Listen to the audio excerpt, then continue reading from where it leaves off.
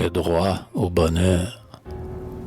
Quand on leur dit « J'ai sans relâche » dès l'appel du coq matinal, largement accompli ma tâche dans le grand œuvre social.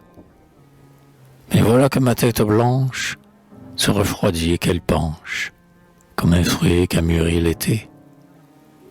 Ils vous répondent « Prends courage, ton bras se refuse à l'ouvrage, nous te ferons la charité. »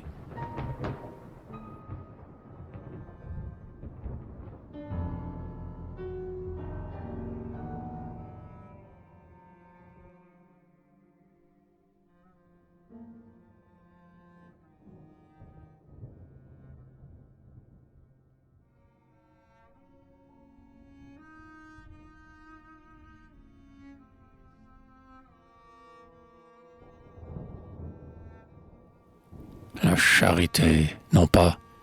Nous sommes, sous la vaste clarté des cieux, debout comme les autres hommes, et nés de la femme comme eux.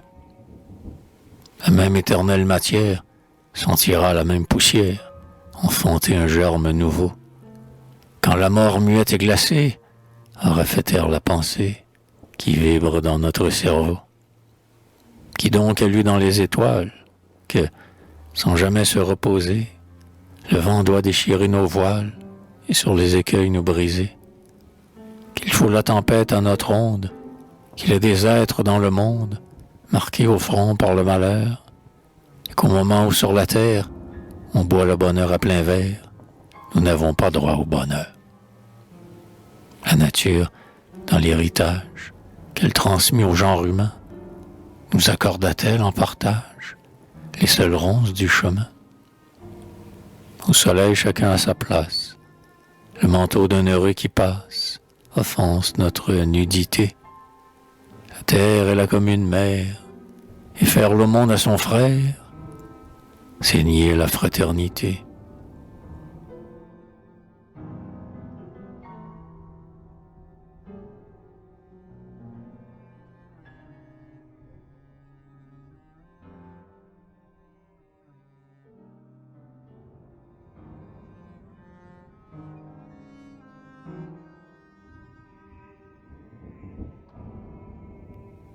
Et que nous parle-t-on encore de la rayonnante pitié que le vieux monde vit éclore dans le sang du crucifié? A-t-il donc été le seul juste? Croit-on que le progrès auguste au pied du gibet s'arrêta et que l'esprit n'a d'autre règle que de balancer son vol d'aigle sur les hauteurs du Golgotha? Tout ce qu'affirme le génie dans ces systèmes éclatants concourt à l'immense harmonie à travers la chaîne des temps. À chaque siècle, un Christ arrive qui s'assied, immortel convive, au banquet de l'humanité. Et les uns écrivent « justice » où l'autre écrivait « sacrifice », renoncement et pauvreté. Quand la bise ébranle la porte des vieillards que l'hiver atteint, il est certes bon qu'on apporte une branche au foyer éteint. Il est bon que les jeunes filles laissent dans les pauvres familles des manteaux de bure et des draps, et que Vincent de Paul surgisse, doux précurseur de la justice, avec des enfants dans les bras. Mais à quoi bon sur les problèmes rêver, la tête dans les mains? À quoi bon bâtir des systèmes dont le granit des droits humains? À quoi bon pour la République tomber comme un héros antique dans le roulement des tambours, si la charité s'éternise sous le sceptre d'or de l'Église, et s'il est des pauvres toujours?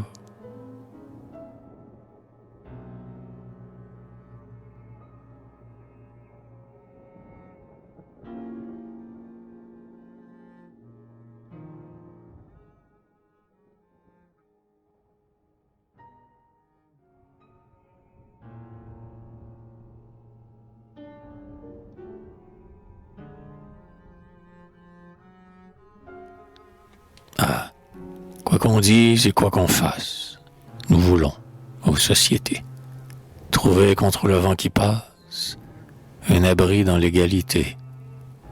Comme les heureux et les sages, nous voulons, sous les verts ombrages, écouter le chant des oiseaux, nous faire un bonheur sans mélange, et nous aussi dans de beaux langes, endormir nos fils au berceau. Nous voulons, créant sans secousse, l'apaisement universel, sur les charniers où l'herbe pousse, bâtir l'atelier fraternel.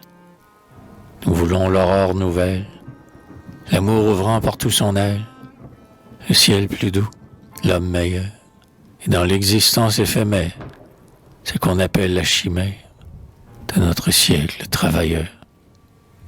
Nous voulons aimer, chanter, vivre, vider les coupes de l'espoir, apprendre à lire dans le livre de la science et du devoir. Et nous voulons, si nos épouses ont rêvé de rendre jalouses les étoiles des firmaments, que dans le reflet des dentelles s'illuminent aussi pour elles des couronnes de diamants.